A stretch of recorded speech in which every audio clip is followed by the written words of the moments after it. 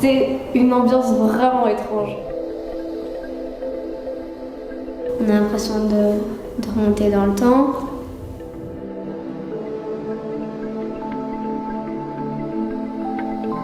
Même en faisant un petit geste, pour moi, on est quand même des résistants.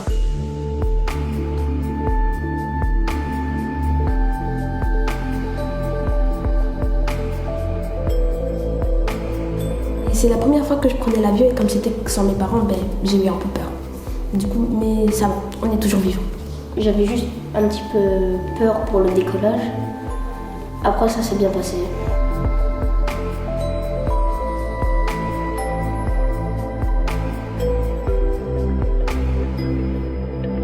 Un peuple qui oublie son passé, ce qu'on a. Exactement. Eh bien, c'est le but de notre voyage, c'est que nous nous souvenions de ce qui s'est passé dans ce quartier, qu'on se rappelle avec notre imagination comment on vivait. D'abord au début qu'on vivait bien, et puis qu'on s'est retrouvés dans des maisons surpeuplées où on est mort de faim. On a vu plein de bâtiments où vivaient les personnes du ghetto. On a été dans le ghetto. On a vu la statue de Janusz Korczak. C'était un homme fort. Il a fait ses études dans la médecine dans un hôpital pour enfants et après il s'est dit ça sert à quoi que je travaille ici si après je ne les revois plus. Alors il s'est dit pourquoi pas faire un orphelinat. C'est ce qu'il a fait et franchement son idée elle était top. Et c'était des orphelins. Ils les a bien protégés parce qu'avant on s'en occupait pas trop. Tout le long de la guerre, il a réussi à garder la tête haute et à faire fonctionner ce qu'il avait intentionné et garder ses convictions. Et de tout ce qu'il a pu faire, c'est vraiment un exemple, quoi. Il s'est battu jusqu'à la fin. Genre, il avait plein de fois où il aurait pu s'échapper et tout. Et il est quand même resté avec ses enfants jusqu'à la fin. Qu'est-ce que vous voyez? Des tas d'enseignes, avec des enseignes sur enseignes, avec des commerces. Des cafés, des salons de thé, des restaurants, etc., etc. Donc vous voyez le nombre de métiers qu'il y avait. C'était vraiment une ville vivante. Au ghetto, des débris, des appartements, des hôpitaux. Il y en avait certains qui ont été rasés parce que c'était à deux doigts de tomber, quoi. C'était impressionnant aussi de voir à quel point la partie du ghetto était entièrement détruite et donc c'est que des constructions nouvelles. On est dans le ghetto, tout va être nouveau, refait, grands bâtiments, building, tout ça. Et dès qu'une fois on est tout au bord, comme si c'était pas dedans, ça a été beaucoup moins détruit. Ça me stressait un peu de dire qu'on était dans le ghetto. Le ghetto c'est une prison. Une vraie prison. Personne n'aurait aimé être là-bas.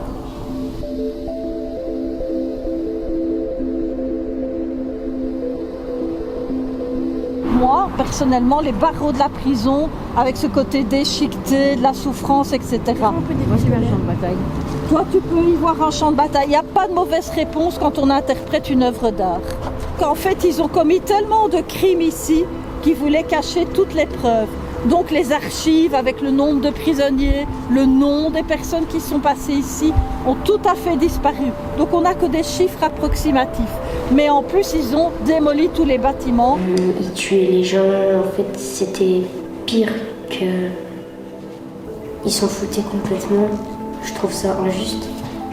Les plaques, on comprenait pas toujours, logiquement c'était en polonais. Mais à chaque fois qu'on avait la traduction, c'était un truc de fou se dire qu'il y avait autant de gens qui ont vécu ça.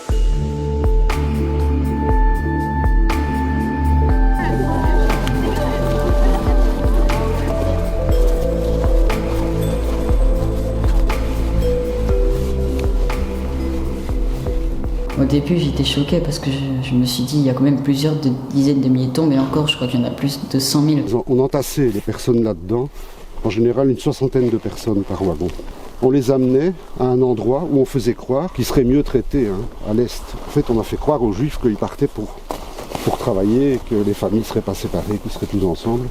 On met un moteur diesel en route, il n'y a pas de fenêtre, et au bout d'une demi-heure, tout le monde est mort, puisque c'est des gros moteurs diesel. Voilà. Et c'est comme ça qu'on les tuait. Alors si on les tuait comme ça, c'est pour éviter de devoir les tuer avec une balle, parce que les soldats allemands, les nazis avaient besoin de balles pour faire la guerre. Et quand on voit le nombre de personnes qui tuaient, c'était beaucoup plus facile de les tuer avec du gaz qui coûte rien avec un moteur diesel. Je me disais vraiment non, c'est pas possible, c'est trop cruel. Comment un humain peut faire ça? Et c'est même pas un cas. Il y a des personnes qui sont décédées là-bas et qui ont vécu des atrocités. Ce lieu, même s'il a été entièrement détruit et reboisé après, on sent encore une sorte de présence de ce qui a pu se passer. C'est sinistre, c'est vraiment horrible, quoi. Ils ont dit que les Juifs c'était des personnes en dessous des Allemands, alors qu'en fait on est tous égaux.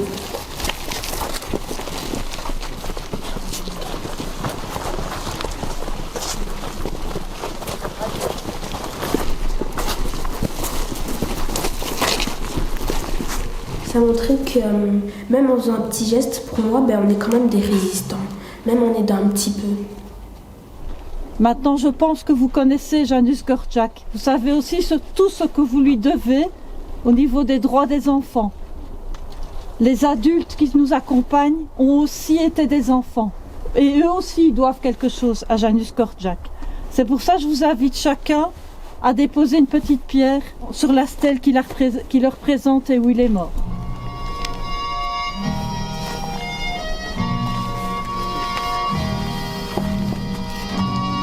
C'était comme un hommage qu'on lui faisait, un grand merci qu'on lui disait après avoir vu tout ce qu'il avait laissé comme trace ici. Et donc c'était très solennel.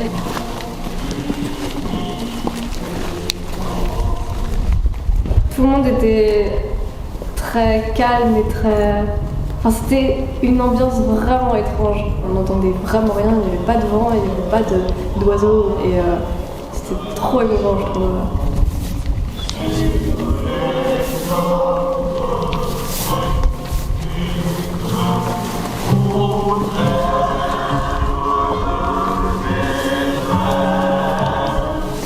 C'était très triste, surtout que j'ai vu les professeurs pleurer, les rectos pleurer, quelques élèves pleurer, je me suis retenue.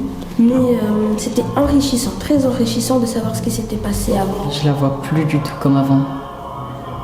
Avant, je savais pas que c'était aussi violent. Et il y a connaître les choses et les voir, c'est vraiment différent. Et ici, tout ce qu'on nous apprend depuis des années, on l'a vu et c'était super intéressant de le voir. Enfin, ça apporte toute une autre dimension qu'on n'avait pas avant, quoi.